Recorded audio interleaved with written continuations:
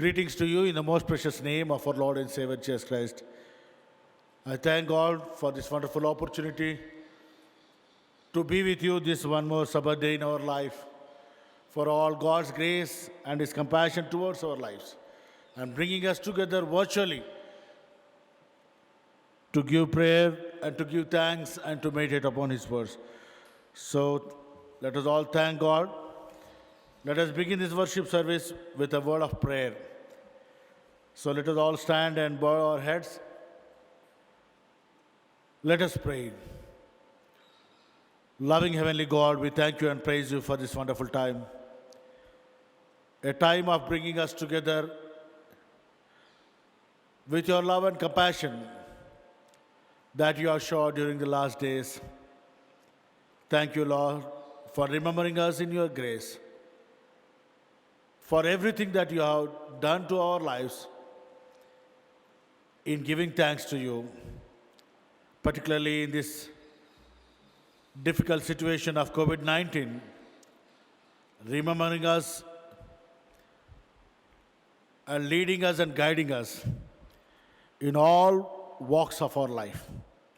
Thank you for everything. Thank you for your mercy. And thank you for the guidance of the Spirit.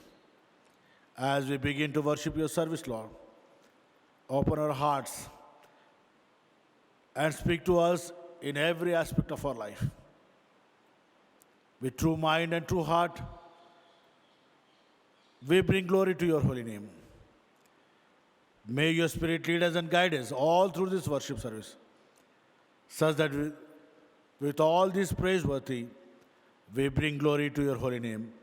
We ask this in the most precious name of our Lord and Savior, Jesus Christ our Lord. Amen.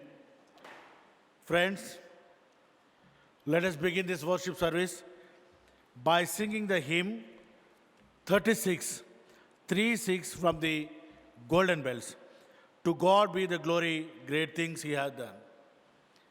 By singing this hymn, let us bring glory to His holy name.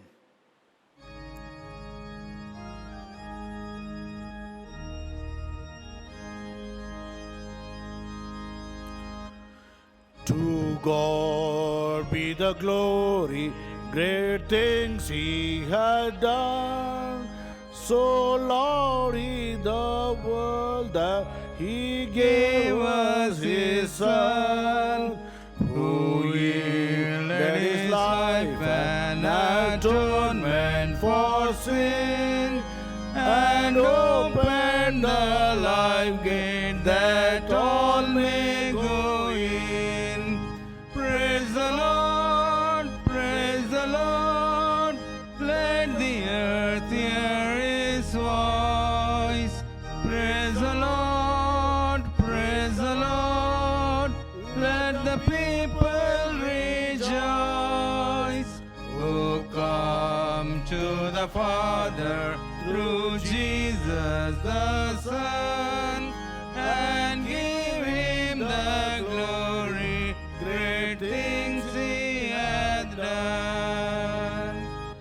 Oh, perfect redemption, the purchase of blood, to every believer the promise of God.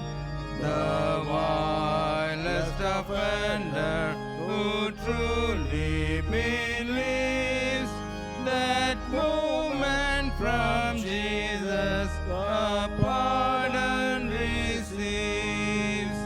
Praise the Lord, let the earth hear His voice. Praise the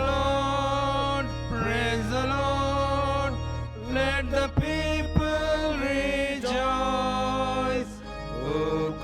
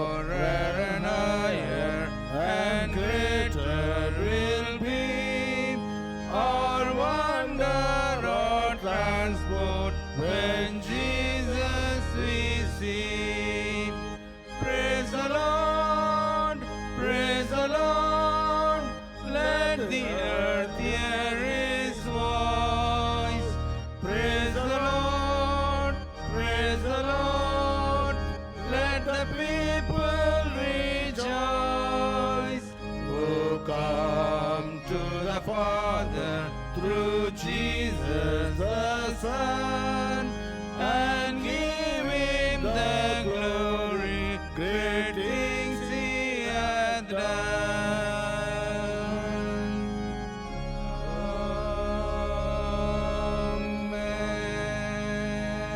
Amen. Remain standing. Let us turn to the page number 505 from the Wesleyan hymnal to follow the second order of service. Page number 505 from the Wesleyan hymnal. Let us all follow the second order of service. Let us worship God. God is spirit, and those who worship him must worship in spirit and truth. Grace to you and peace from God our Father and the Lord Jesus Christ. This is the day which the Lord has made. Let us rejoice and be glad in it. O Lord, open thou our lips, And and our mouth shall show forth thy praise. Glory be to thee, Father, and to the Son, and to the Holy Spirit, As it is in the beginning, is now, and ever shall be, world without end. end. Blessed is he that hath come and is to come in the name of the Lord. Hosanna in the highest. Holy art thou, O God. Holy art thou, O God. Holy art thou, O Almighty. Holy art thou, O Almighty. Holy Holy art thou, immortal. Holy art thou, immortal. O Lord, our Redeemer, who was crucified for us, have mercy upon us. O Lord, our Redeemer, who was crucified for us, have mercy upon us. O Lord, the Holy Spirit, have mercy upon us. O Lord, the Holy Spirit, have mercy upon us. O Lord, accept our prayers and praises, and have mercy upon us. O O Lord, Lord, have compassion and mercy upon us. upon us. Praise be to thee, O God the Father, who didst create all things in thy power and wisdom, and didst so love the world as to give thy Son to be our Savior.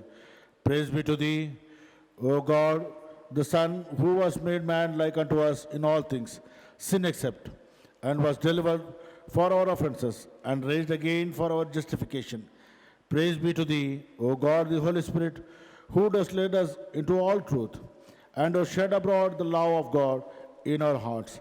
All praise and glory be to thee, O God, Father, Son, and Holy Spirit, forever and ever. Amen. Amen. Let us prepare ourselves for the confession of sins. If we say we have no sin, we deceive ourselves, and the truth is not in us. If we confess our sins, he is faithful and just, and will forgive our sins and cleanse us from all unrighteousness.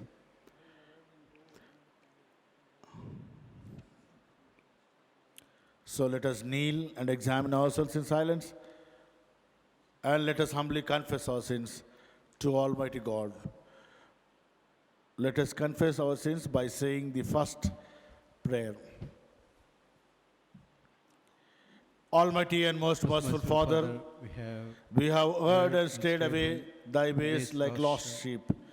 We have followed too much the devices and the desires of our own hearts.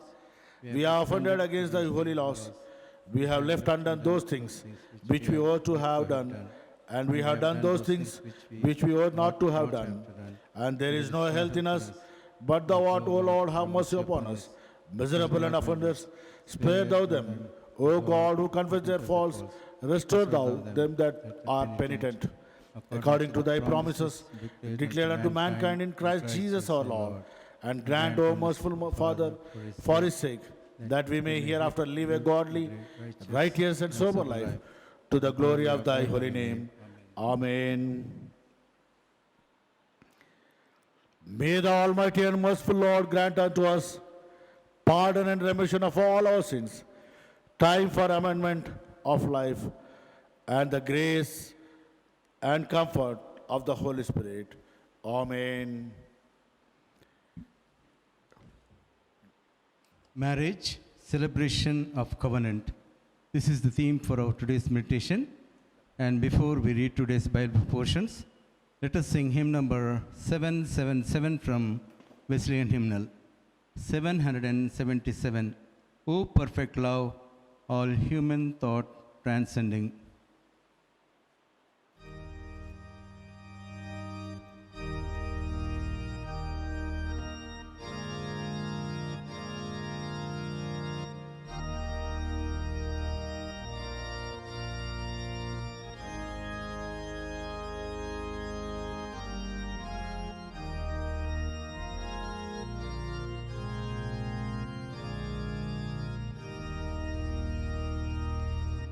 O perfect love, all human thought transcending, lowly we kneel in prayer before thy throne, that this may be the love which knows no ending, whom thou forevermore dost join in one. O perfect life, be thou their full assurance of tender charity and steadfast faith, of patient hope and quiet brave endurance, with childlike trust that fears nor pain nor death. Grant them the joy which brightens earthly sorrow. Grant them the peace which calms all earthly strife, and to life's day the glorious unknown morrow that dawns upon eternal love and life.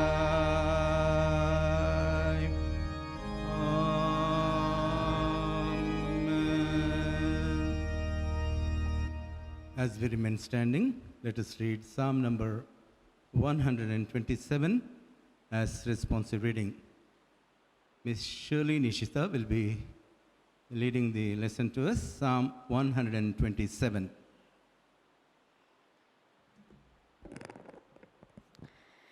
Today's responsive reading is taken from Psalms 127. Unless the Lord builds the house, thy labor in vain who build it. Unless the Lord guards the city, the watchman stays away in vain. In vain you rise early and stay up late, toiling for food to eat, for he grants sleep to those he loves. Behold, children are a heritage from the Lord. The fruit of the womb is a reward. Like arrows in the hands of a warrior are sons born in one's youth. Happy is the man who has his quiver full of them. They shall not be ashamed, but shall speak with their enemies in the gate. May God add blessing to this reading. Lord, thy word abideth, and your footsteps guideth. Who its truth believeth, light and joy receiveth. Please be seated. Now we listen to the Old Testament lesson from Genesis chapter 2, verses 18 to 25. Our Pastorate Committee Treasurer, Mrs. Chandralila Daniel, will be reading the lesson to us from Genesis chapter 2, verses 18 to 25. Old Testament lesson is taken from the book of Genesis, chapter 2, verses beginning from 18 to 25. The Lord God said, "It is not good for the man to be alone. I will make a helper suitable for him." Now the Lord God had formed out of the ground all the beasts of the field and all the birds of the air. He brought them to the man to see what he would name them. And whatever the man called each living creature, that was its name. So the man gave names to all the livestock, the birds of the air, and all the beasts of the field. But for Adam, no suitable helper was found. So the Lord God caused the man to fall into a deep sleep, and while he was sleeping, he took one of the man's ribs and closed up the place with flesh. Then the Lord God made a woman from the rib he had taken out of the man, and he brought her to the man. The man said, "This is now bone of my bones and flesh of my flesh. She shall be called woman, for she was taken out of man." For this reason, a man will leave his father and mother and be united to his wife, and they will become one flesh. The man and his wife were both naked, and they felt no shame. May the Lord should add his blessings to his holy word. Amen. Thanks be to thee, O God. Now we listen to the New Testament from the book of Hebrews, chapter 13, verses 1 to 6. Miss G.V. Sharon Grace will be reading the lesson to us from Hebrews, chapter 13, verses 1 to 6. Today's epistle lesson is taken from Hebrews chapter 13, verses beginning from 1 to 6. Keep on loving each other as brothers and sisters. Don't forget to show hospitality to strangers, for some who have done this have entertained angels without realizing it. Remember those in prison as if you were there yourself. Remember also those being mistreated as if you felt their pain in your own bodies. Give honor to marriage and remain faithful to one another in marriage. God will surely judge people who are immoral and those who commit adultery. Don't love money. Be satisfied with what you have. For God has said, "I will never fail you. I will never abandon you." So we can say with confidence, "The Lord is my helper, so I will have no fear. What can mere people do to me?" May God add his blessings to this word. Thanks be to thee, O God. Let us all stand for the reading of the gospel lesson from Matthew's chapter 19, verses 3 to 6. Miss Soundarya will be reading the lesson to us from St. Matthew's chapter 19, verses 3 to 6. Gospel lesson from St. Matthew chapter 19, verses beginning from 3. Some Pharisees came to him to test him. They asked, "Is it lawful for a man to divorce his wife for any and every reason?"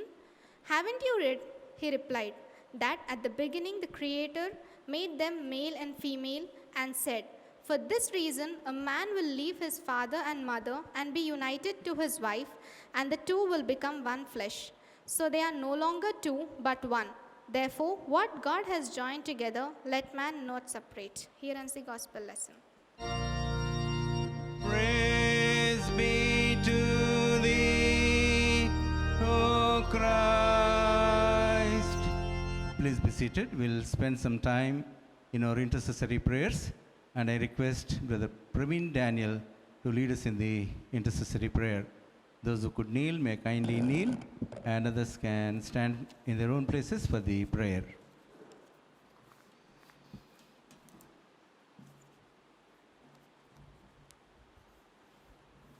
As we following the intercessory prayers, I request the church to say, "Lord, have mercy," after every bidding. For the praise that is from above and for the salvation of our souls, let us pray to the Lord. Lord, have mercy. For the peace of the whole world, for the welfare of the God's holy churches, and for the union of all, let us pray to the Lord. Lord. For our bishops and all our ministers, especially our moderator, the Most Right Reverend Dharma Rasalam, and our Bishop, Right Reverend A.C. Solomon Garu, and E.J. David, our presbyter in charge of Holy Trinity Church, Bularam, and Reverend Badgu Krupakar, our deacon for Holy Trinity Church, Bularam, and the Metropolitan of the Marthoma Church, that with a good heart and a pure conscience they may accomplish their ministry. Let us pray to the Lord. For the President of the Republic and the Prime Minister, the Governor of our states, the Chief Minister, and all those who serve in the government, let us pray to the Lord. Lord, have mercy. For the sick, the suffering, the sorrowful, and the dying, let us pray to the Lord. Lord, have mercy. For the poor, the hungry, the orphans, and widows, and them that suffer persecution, let us pray to the Lord. Lord, have mercy. For ourselves and all who confess the name of the Christ, that we may show forth the excellence of Him who called us out of the darkness into the marvelous light. Let us pray to the Lord. Lord, have mercy. That with all the servants who have served Him here and are now at rest, that we may enter into the fullness of His unending joy. Let us praise to the Lord. Lord, have Lord, have mercy. mercy.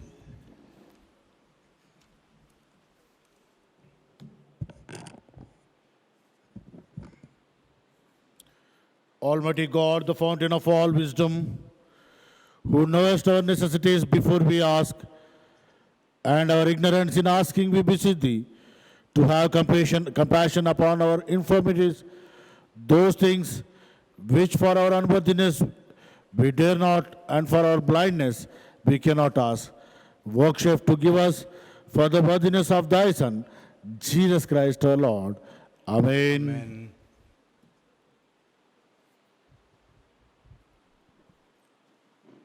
Marriage, celebration of covenant. Marriage, celebration of covenant is our today's theme for meditation. And we greet all the dear couples of our church in the matchless name of our Lord and Savior, Jesus Christ. Our dear Presbyter in charge, Reverend E.J. David Garu, is in our midst to share the word of God. And after we sing a lovely hymn, remembering the occasion, we listen to the word of God. Hymn number 775 from Wesleyan Hymnal. Hymn number 775, The Voice That Breathed O'er Eden, the earliest wedding day.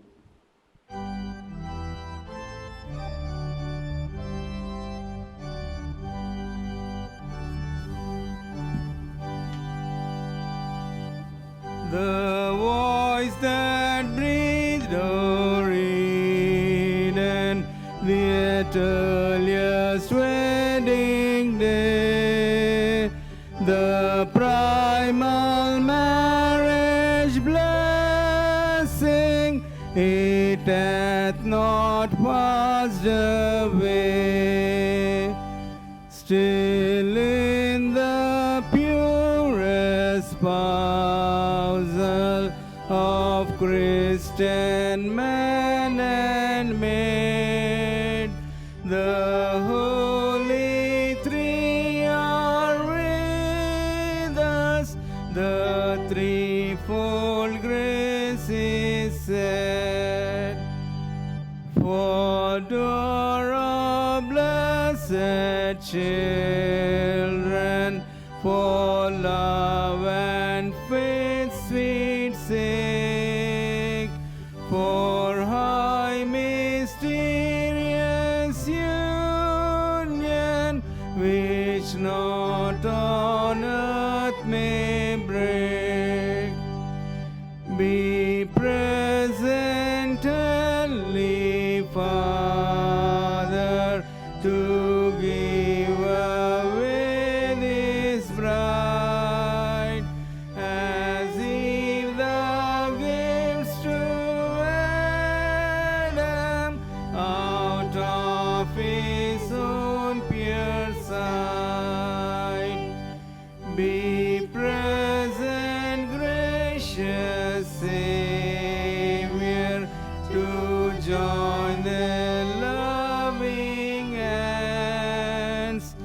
as thou didst bind to natures in thine eternal bands.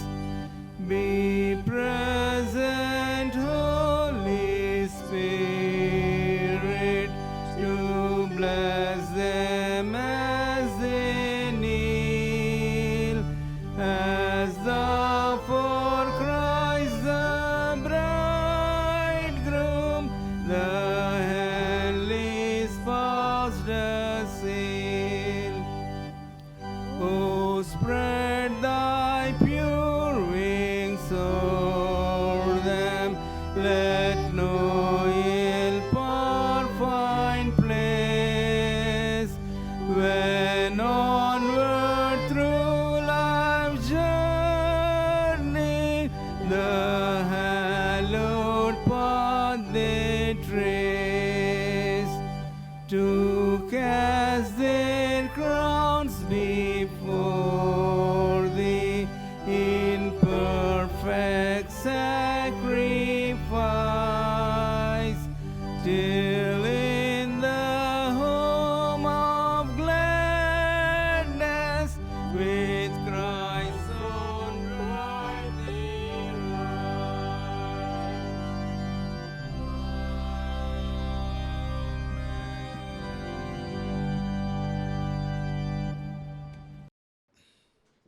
Let us pray. Loving Heavenly God, we thank you and praise you for this wonderful time, a time of giving thanks, a time of worshiping you in your holy name. Thank you, Lord, for being with us since this Sabbath day, since morning, and giving thanks and to praise and to pray for you. Once again, this precious time, bless each one of us, fill us with your spirit and talk to us as we meditate upon your word, Lord. Speak to us as that the words of my mouth and the meditations of our hearts be acceptable to you, my Lord and my Redeemer. Amen. Friends, once again, I bring greetings to you all in the precious name of our Lord and Savior, Jesus Christ. This Sabbath day, it's indeed a great privilege and honor to be with you, to worship the triune God who has chosen us to be his co-workers in his vineyard. In continuing with that motto and with that understanding, let us look into the theme that has been assigned to us this morning: marriage, celebration of covenant. Marriage, celebration of covenant. We generally think about only the marriage, how it has been performed, the purpose of coming together, man and the woman joining together in his holy name, and that's all. And we go into our own understanding and our own style of living in this world. But the scripture portion that has been read to us this morning gives us a vibrant understanding of the marriage and how it has been celebrated and how it has been understood as it is a covenant between God and the man. Very familiarly we see this Genesis chapter 2, verses reading from 18 to 25. We might have heard many number of messages on this theme on special occasion of marriages. Here in this passage, when we look little in depth, there God gives the freedom to the mankind. Whatever he has created, he brought before the man, and the man was giving names to all those creations. That means, when we look into this passage, a clear dimension of understanding God's intention towards the humankind. God takes the human decisions, whatever the names that has been given by the man, it has been set apart for that particular purpose. All those names the animals, the birds, whatever the names that He has given, it has been assigned to them. So here, the human decisions God takes into account and keeping them and shaping them for the new directions for His creation. God's intention is that the creation of the humankind has been done for a particular purpose, and it was God's intention towards the humankind that they should become part and parcel of taking care of this creation. It's not only giving the names, it is not only enjoying the fruits of the creation, but it has a vibrant understanding that to understand the purpose of calling, the purpose of the mission that has been entrusted to the humankind, to go and rule the creation and multiply it and fruitfully. Friends, here we see that creation here we look at as a movement, and it is also creaturely.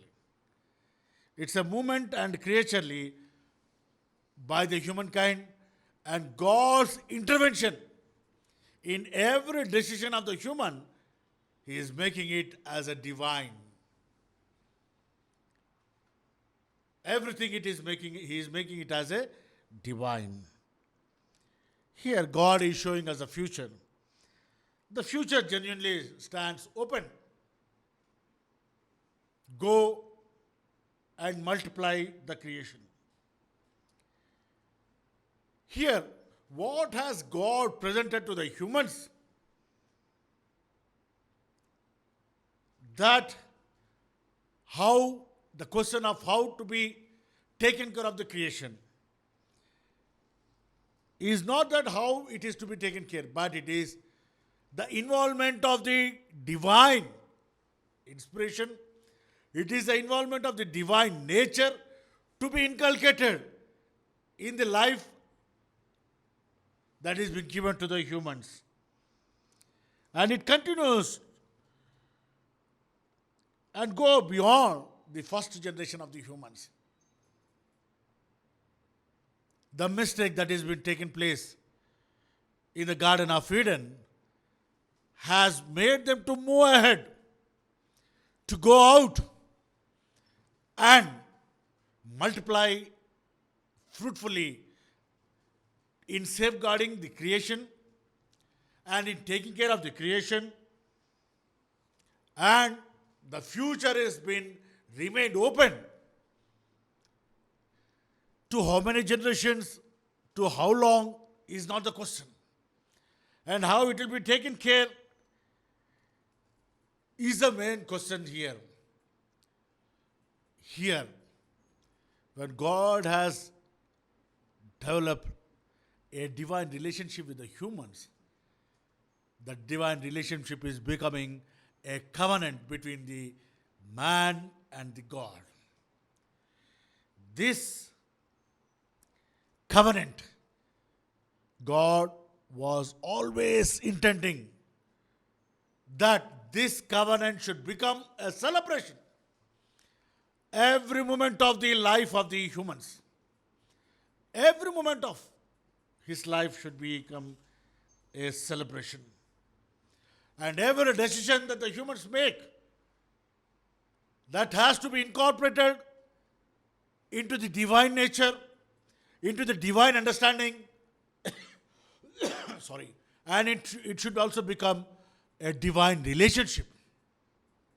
That is where we see in these first humans who have been created in God's own image, when God brought Eve before the Adam, there the ordination of the marriage, He is making it as a celebration, because everything that has been incorporated into these two people,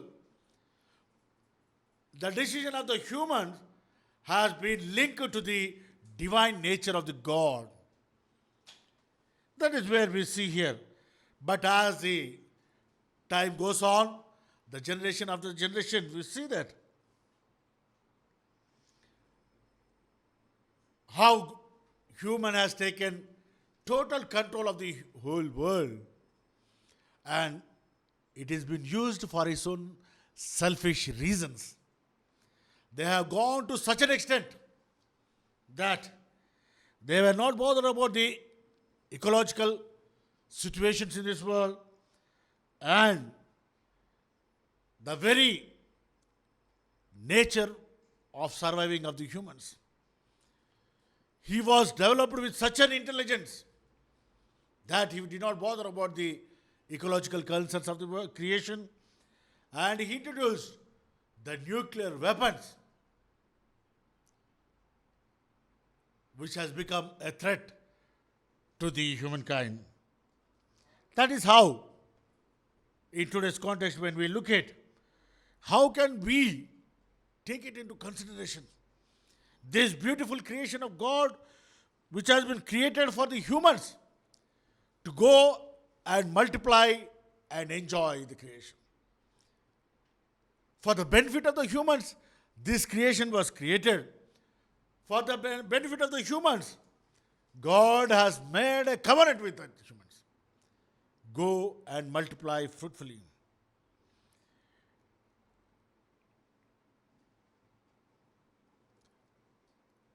But when we look at in today's context, human understanding has gone to such an extent that it has become a hinder to God in some absolute way, where God has established a relationship with the human beings such that the decisions about the creation truly counted.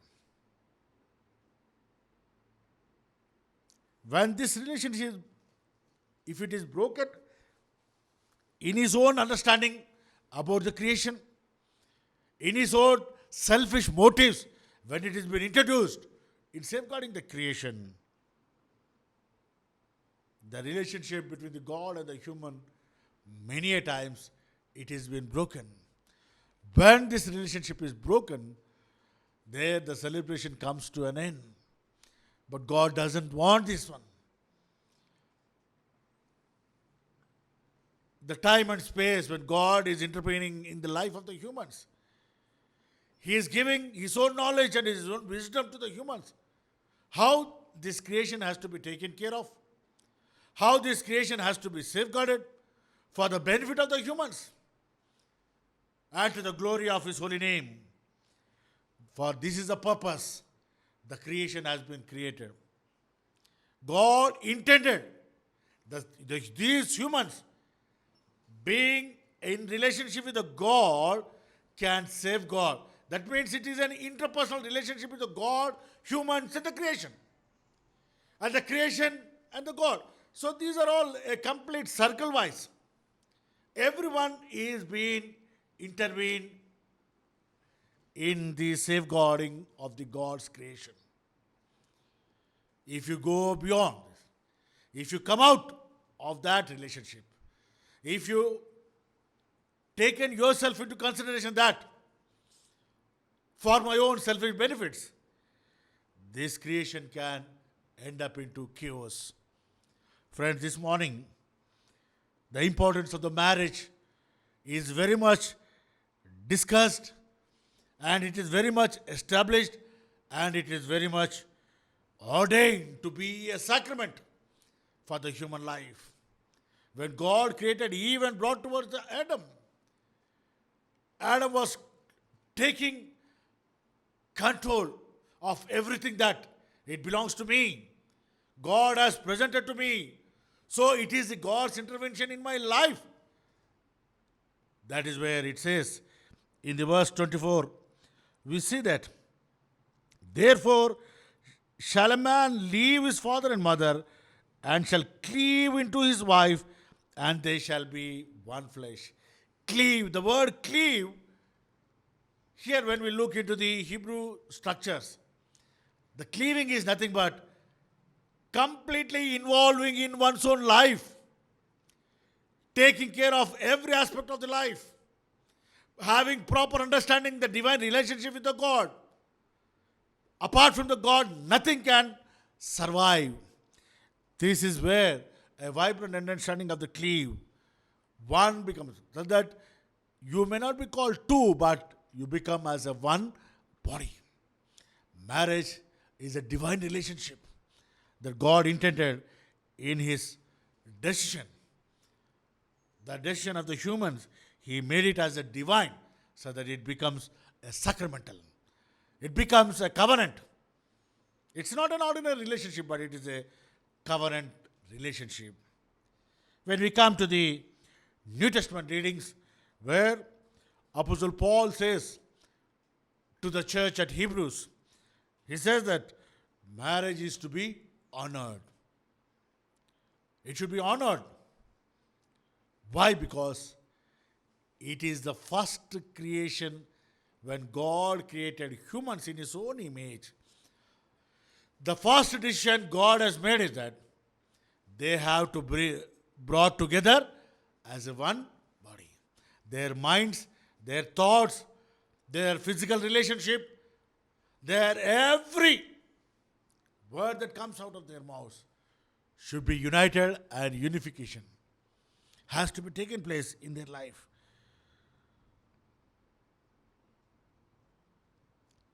But today, marriage has taken away from its divine institution, from its divine initiation, and it has taken its own course of time, where we see in today's context how the life of the humans have been ruined. Many a times they believe that it is my decision to choose him. It is my decision to choose her.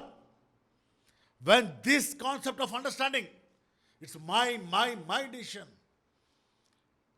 there ends a full stop in one's own life.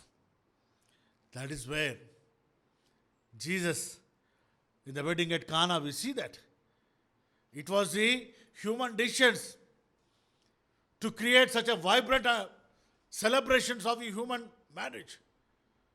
But unless and until the divine initiation introduced into that marriage,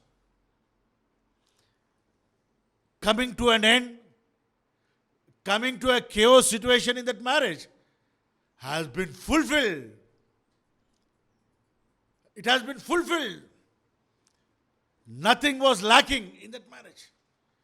That is where, in today's context, when we take this initiation of intervening the God's decision into one's own life, then that marriage becomes a great celebration of the covenant with the divine God. When this is missing, we miss the crux of the marriage, the beauty of the marriage, the becoming of one body. Everything enters into chaos. That is the reason where Paul was insisting that it should be honored among all creations, in every creation, because this is the first institution that God has introduced into the human life. That means marriage is a covenant which is made between the humans and the God. It is not that Adam and Eve was brought together and they took the decision. It is a God's intervention into those two lives to bring them together, to multiply their family, and that family, it has been continued to take care of this creation. That is the reason where this marriage has to be honored, where we miss this honoring of the marriage. This takes place only when we invite the divine decision into one's own life, when we invite the divine intervention into one's own life. That is where the word of God has been given to us. And during the marriages, we give as a precious gift to the newly wedded couple as the first gift as a Bible. Because it is the word of God which intervenes into their lives when difficulties comes, when misunderstanding arise. when any chaos situation comes into their life. This is where God wants to intervene in their life such that they become strong enough. It is not that they only has to survive. It's a God's intention that in and through this act of marriage, in and through this covenant relationship of this marriage, the creation has to be taken care of. That is the reason Paul says that marriage is honorable in all, where the humans cannot take it as a easy, which has been explained in the 1 Corinthians 11:3 and Ephesians 5:23. There he brings out a proper understanding between the husband and wife. Husband is the head of the family, and wife has to oblige. That doesn't mean that in the Ephesians he says that yes, as wife obliges to the husband, husband also obliges to the wife. When this obligation arises between these two minds, between these two people, the celebration of the covenant takes place. When the celebration of the covenant takes place, the relationship becomes so strong enough. And the divine work of the God continues in the life of the humans. That is where, when we see in the gospel lesson, when it comes to us, Jesus was insisting every time by the Pharisees that, what shall we do if a woman does wrong or any mistake? Can we divorce her and can we go for the another marriage? There we see that Jesus was giving them answer in the form of a question. In God's commandment, there is no scope of divorce.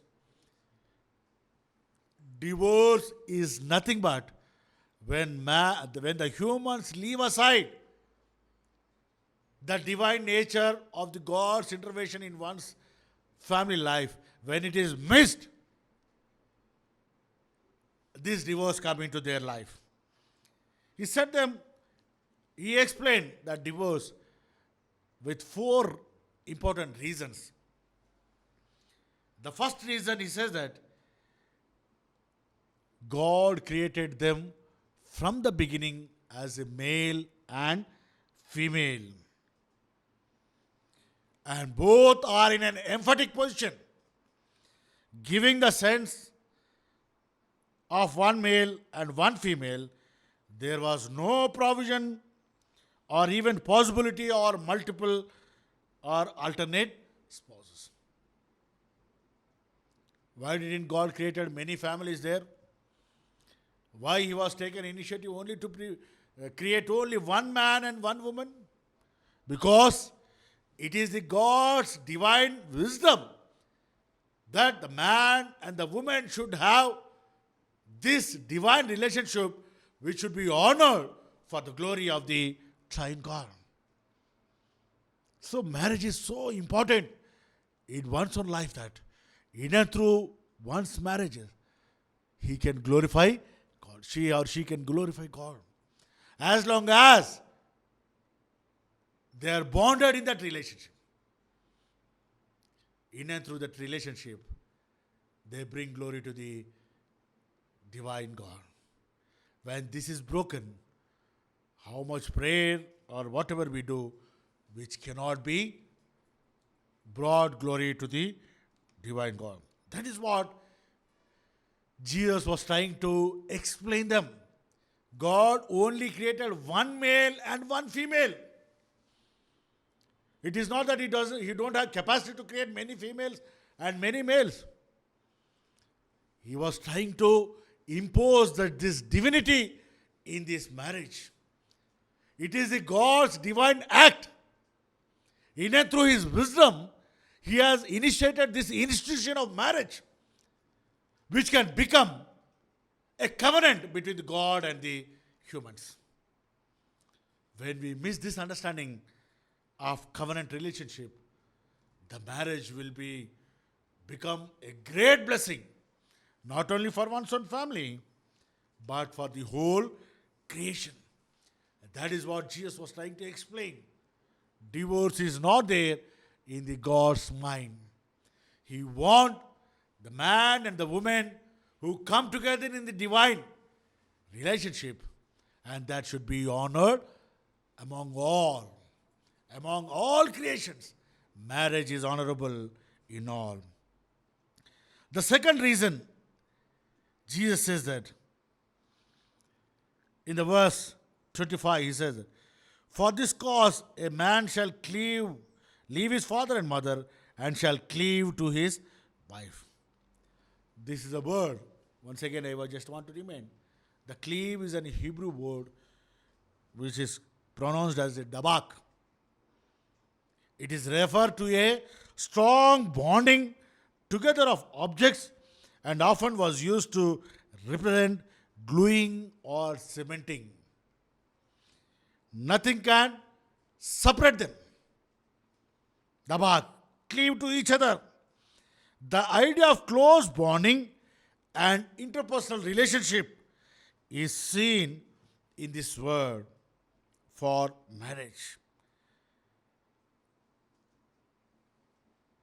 So this is how he was trying to explain to these people who asked about the divorce.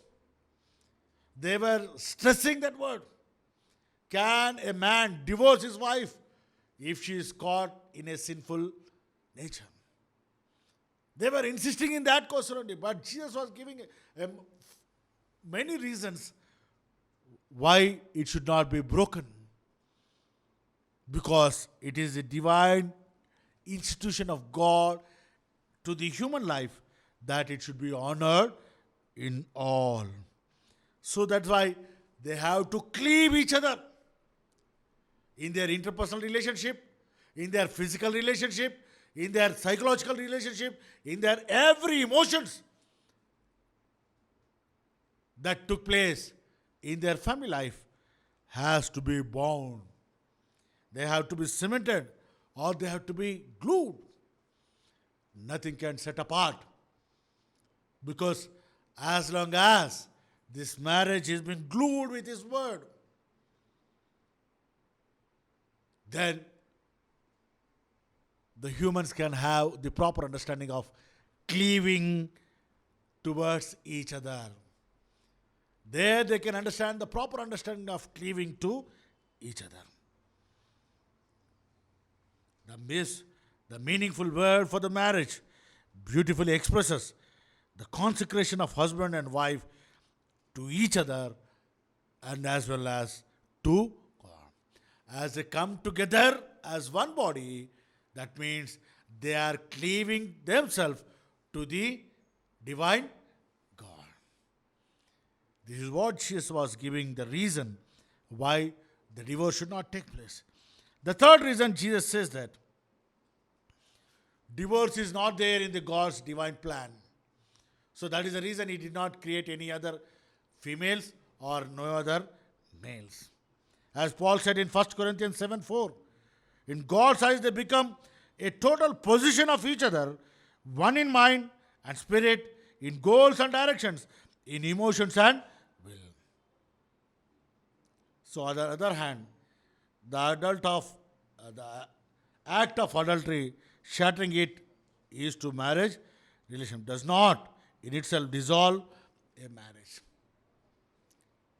Marriage is a mutual covenant, a God-ordained obligation.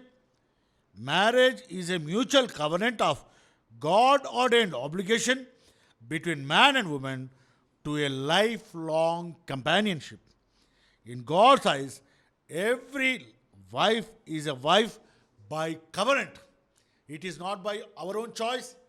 It is not by our own might that I have taken the decision to marry her. It is not by one's own emotions that in choosing the wife, but it is nearly a wife by fornication of convenience or within. That is the reason He was not entertaining divorce. He is giving a vibrant understanding why a man and woman should not divorce. Whatever may be the problems come. Any heinous crime or sin takes place in one's own life. But when they turn towards God, when they take initiation to intervene as Mother Mary goes and asks Jesus, the wine is over, please help them. The wine is over, please help them. And Jesus says that my time has not come. She was not worried about the time to come, but she has taken the initiation, the time to come.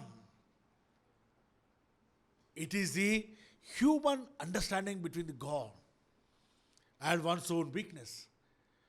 Unless and until she initiated to go and invite Jesus to take part in this chaos situation, that something has missed, the marriage is going to be abandoned. It can take any forms. The covenant relationship is going to broke. Something has to be done.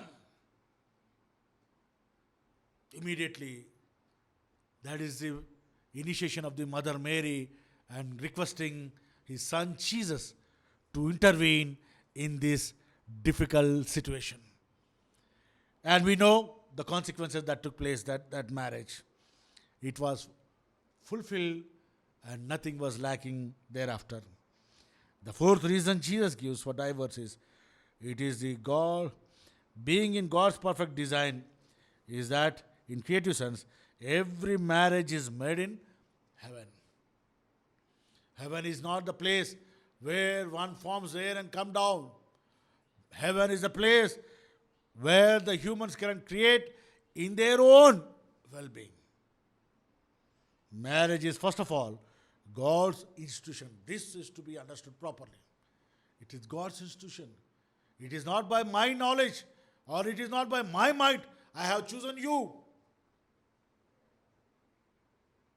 Nobody can choose any other person for his own personal benefit. It is the God's intervention in one's own life. That is what he says, that marriage is first of all God's institution and God's doing, regardless how men may corrupt it and deny it or disagree his part in it. Marriage as a general social relationship is above all the plan and work of God for the procreation. It is a work of God for the human pleasures. It is a work for the God for the preservation of the race, whether it is entered into wisely or foolishly, sincerely or insincerely, selfishly or unselfishly, with great or little commitment. God's design for every marriage is that it is to be permanent until the death of one of the spouses takes place. God has engineered the life of the man and woman to complement, to support, and to give joy to each other through the mutual commitment. When this takes place, there lies the celebration of the covenant in the marriage bond. It is by the divine hand that they are created to fulfill each other, encourage each other, strengthen each other, and produce children as a fruit of their love for each other. Every couple who has enjoyed the companionship, happiness, and fulfillment of the marriage has experienced the miraculous blessings of God.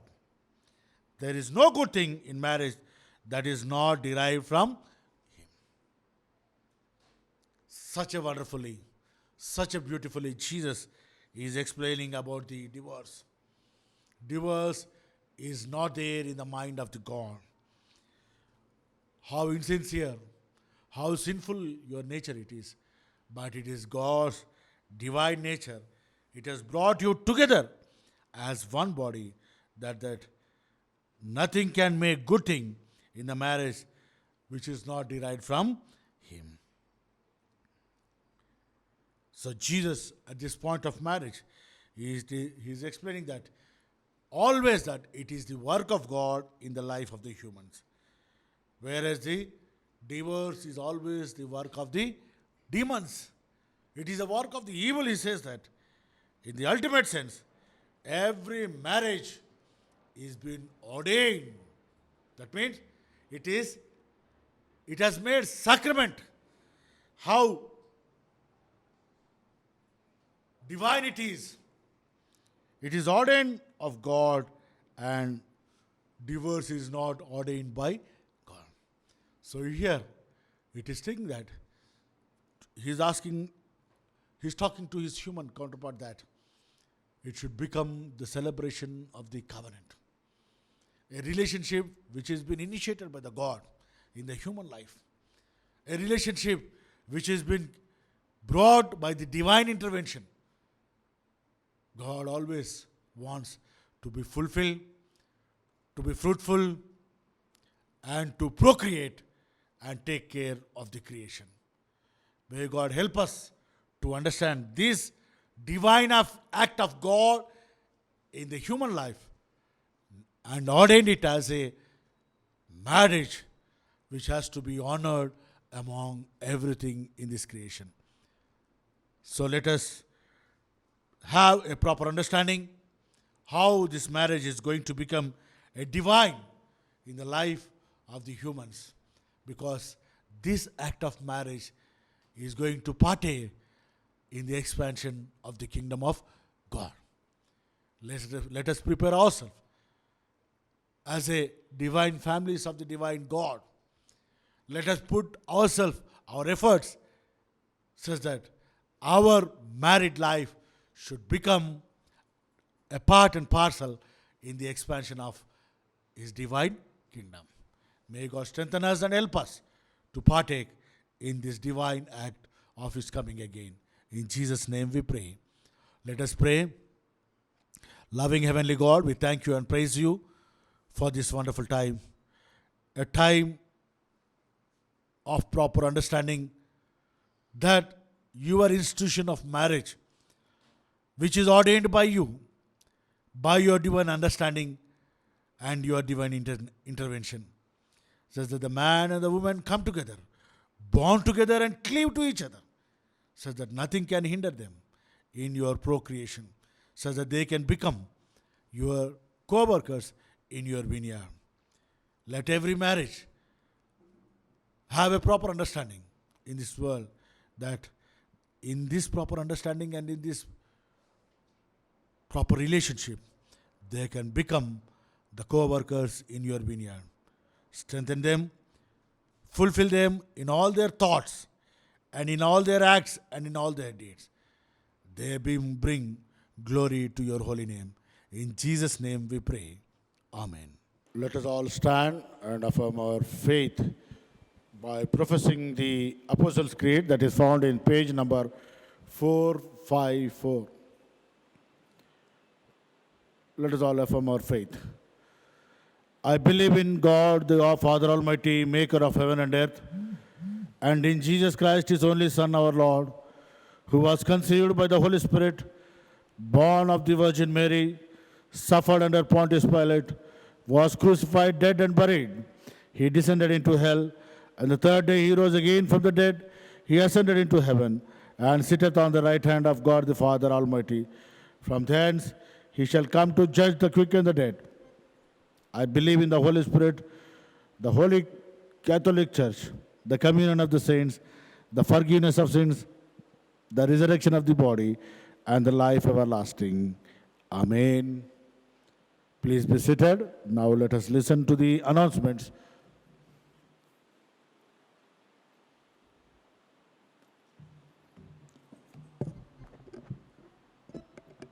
Greetings to all the congregation members and especially all our couples.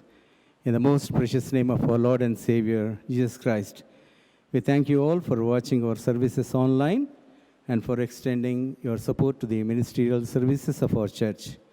We thank our Presbyter in charge for his valuable sermon on today's topic, Marriage Celebration of Covenant.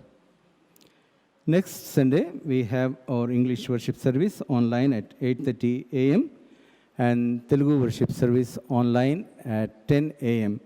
And we request you all to watch the services over YouTube and Facebook channels.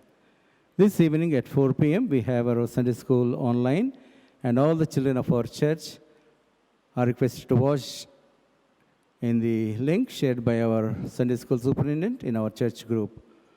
Women's Fellowship will be on Zoom app this Saturday at 3 p.m. And likewise, our Youth Fellowship will be on Zoom app at 5 p.m. and also on YouTube. The respective members are requested to watch the programs. God bless you. Stay home and stay safe. Let us now stand and sing hymn number 1036 as offertory hymn 1037. How welcome was the call and sweet the festal lay. We request all our members to pay their monthly subscriptions, tithe offerings, and the Sunday church offerings on the QR code displayed on the screen. Hymn number 1037 from the Wesleyan hymnal. How welcome was the call.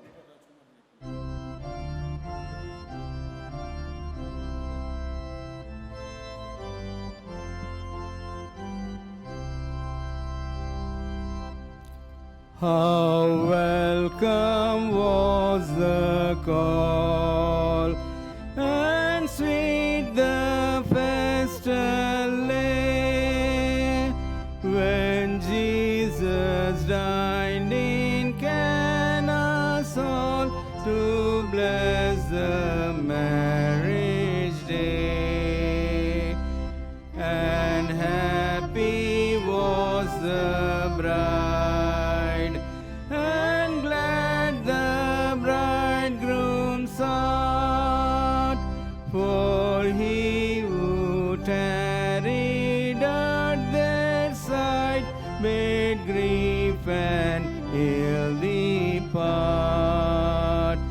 His gracious body wine, the water vessels new, and plenteous was the mystic wine the wandering servants drew.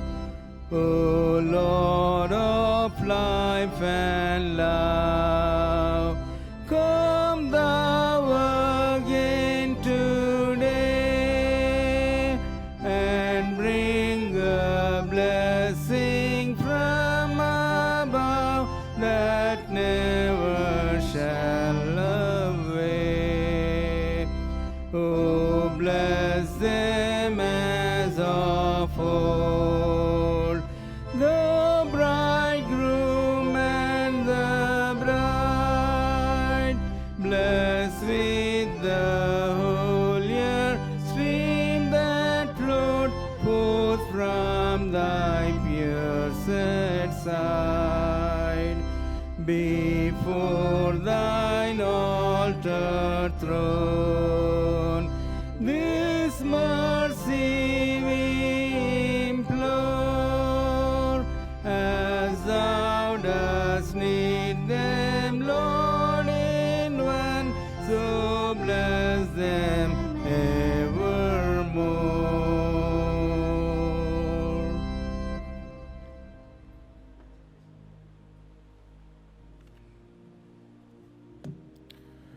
Let us pray. God, our Heavenly Father,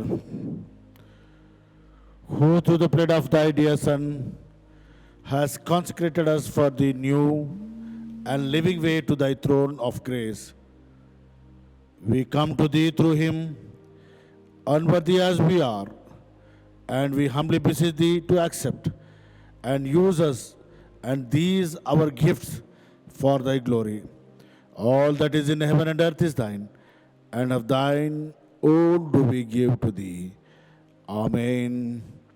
Our Father, who art in heaven, hallowed be thy name. Thy kingdom come, thy will be done on earth as it is in heaven. Give us this day our daily bread. Forgive us our trespasses, as we forgive those who trespass against us. Lead us not into temptation, but deliver us from evil. For thine is the kingdom, the power, and the glory, forever and ever. Amen. May the grace of our Lord Jesus Christ, the love of God, and the fellowship of the Holy Spirit rest and abide with you now and forevermore. Amen.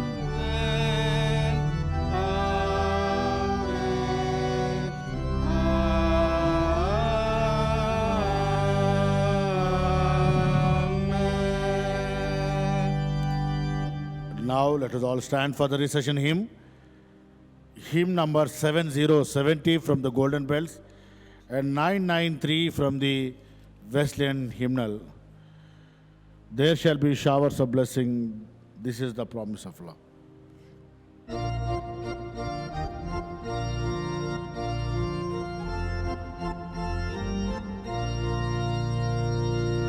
There shall be showers of blessing. This is the promise of love. There shall be seasons refreshing, sent from the Savior above. Showers of blessing, showers of blessings we need. Mercy drops round us are falling, but for the showers we plead. There shall be showers of blessing, precious reviving again. Over the hills and the valleys, sound of abundance of rain.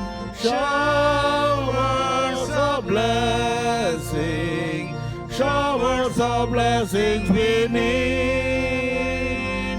Mercy drops round us are falling, but for the showers we plead.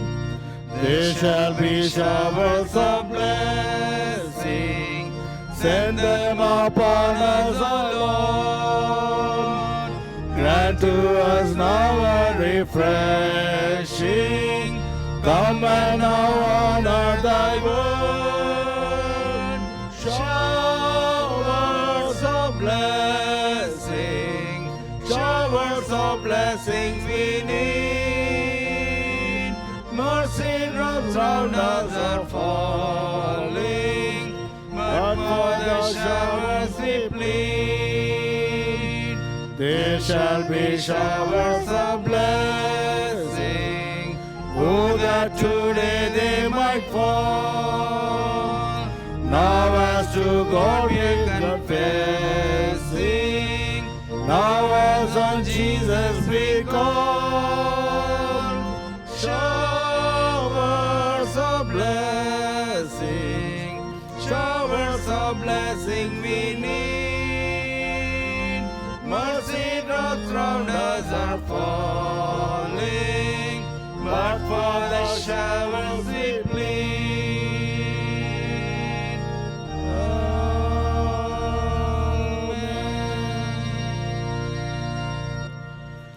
The peace of God which passeth all understanding, keep your hearts and minds in the knowledge and love of God and of His Son Jesus Christ our Lord, and the blessing of God Almighty, the Father, the Son, and the Holy Spirit be amongst you and remain with you always. Amen.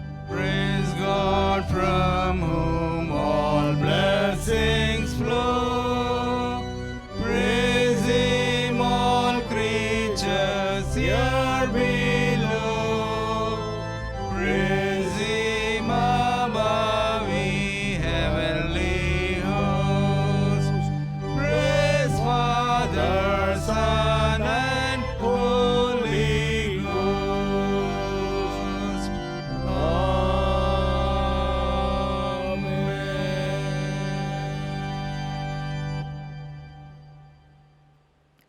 Thank you very much. God bless you all and God with you. Stay home and stay safe.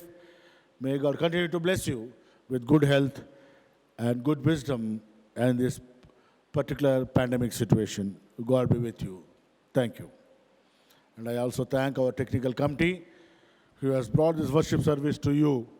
I thank each and every our youth members who has partaken in taking this online worship service to all the congregation. Thank you, each one of you also. God bless you.